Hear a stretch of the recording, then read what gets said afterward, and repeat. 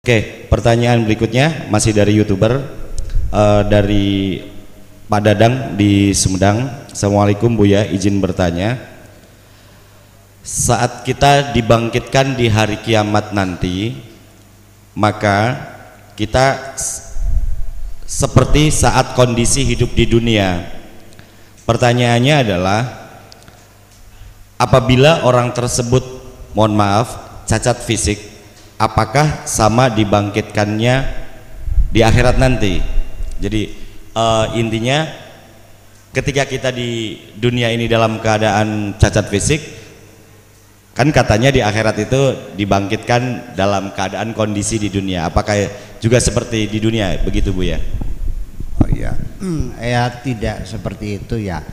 Nanti ketika kita itu dibangunkan oleh Allah di penghujung dunia, begitu kiamat datang dan semua sudah dimusnahkan oleh Tuhan, ketika itulah wa ma yanduruna illa sayhata wahidatan fa idahum jami'ul ladaina muhdarun, semuanya akan hidup kembali dan kita semuanya akan terkaget-kaget ketika dibangunkan, mengatakan ya wailana mamba'atsana mim barqadid. Siapa yang membangunkan kami ini? Hadza ma wa'adar rahman. Ini yang dijanjikan oleh Tuhan itu. Kin-kinang arena kiamat. Kin ke kiamat. Konon. Nah, kita di mana ditempatkan? Itu di suatu tempat yang bukan dunia ini. Ini sudah musnah. Nanti kita di suatu tempat itu bukan dunia ini, sudah berbeda ya, dan di situ di alam yang tidak ada benda langit yang bergerak, sudah nggak ada bulan, nggak ada matahari, nggak ada planet, nggak ada bintang-bintang yang lain, hanya itu saja, dataran yang rata begitu. Dan kita dilahirkan tetap dalam keadaan utuh. Yang tadinya pece nggak mungkin pece dong. Yang pece kan jasad, roh kan nggak ada pecenya. Nah, itulah makanya berapa lama proses pengadilan itu, ya mungkin bermiliar-miliar tahun kalau sekarang. Lalu waktunya gimana? Ketika itu karena tidak ada benda langit yang bergerak, maka ukuran waktu pun tidak ada. Kita mengukur waktu itu berdasarkan gerak benda-benda langit. Karena bumi bergerak, bulan, matahari, itulah cara kita mengukur waktu.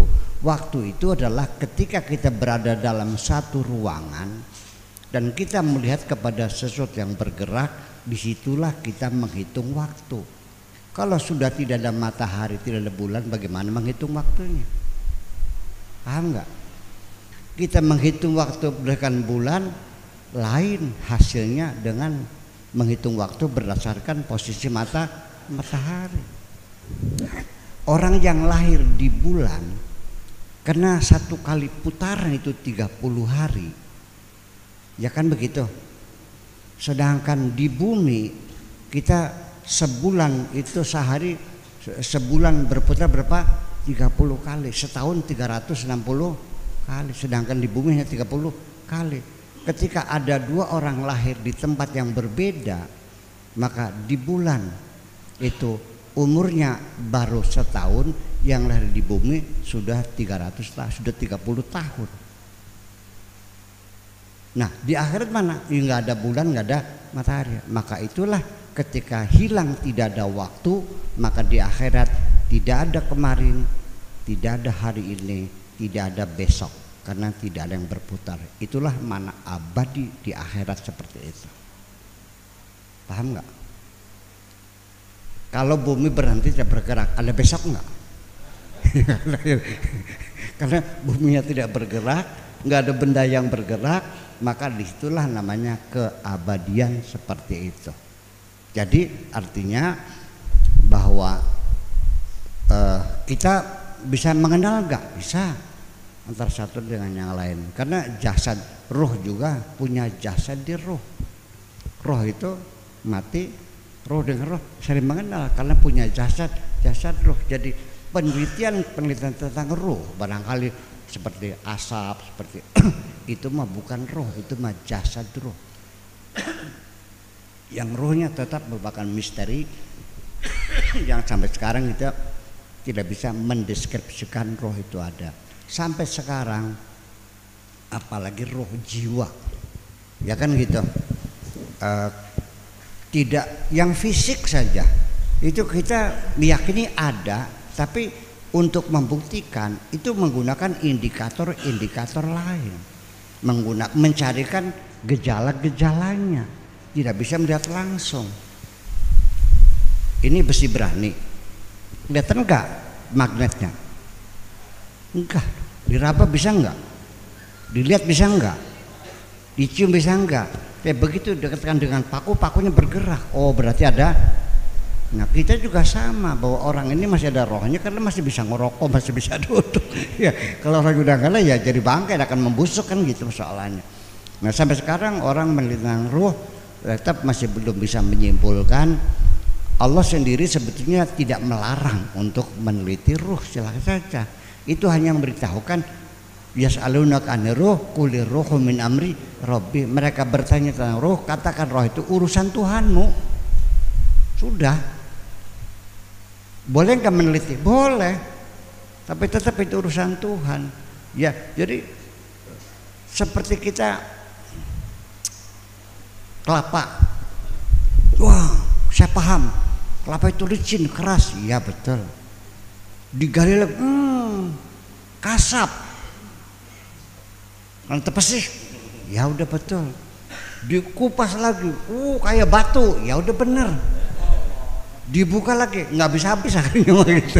Jadi sudahlah, bagaimanapun roh kita ini, kita yakin roh ini ada, gejalanya ada, kita hidup, kita bisa berkata karena ada roh. Dan ini tidak pernah mati, yang mati kan jasad. Dan ketika dibangkitkan, itu apakah jasad kita nggak ada masalah bagi saya. Apakah jasad yang baru, apakah yang lama? Karena sekarang sendiri ada kemajuan bioengineering, artinya handasatul biologia, handasa al biologia, bioengineering itu sampai sekarang dalam penelitian bahwa deoksiribonukleik acid yang merupakan blueprint makhluk manusia yang menyimpan informasi tentang warna kulit, warna mata, warna rambut segala macam itu atau DNA itu sekarang di cloning, masukkan dalam inti sel itu bisa menjadi terlahir manusia yang persis sama dengan aslinya. Ya, ini lagi diuji. Dan konon ceritanya sudah berhasil, tapi masih dirahasiakan. Sebab masalahnya dilarang cloning oleh negara-negara, dilarang. Apa sih dilarang?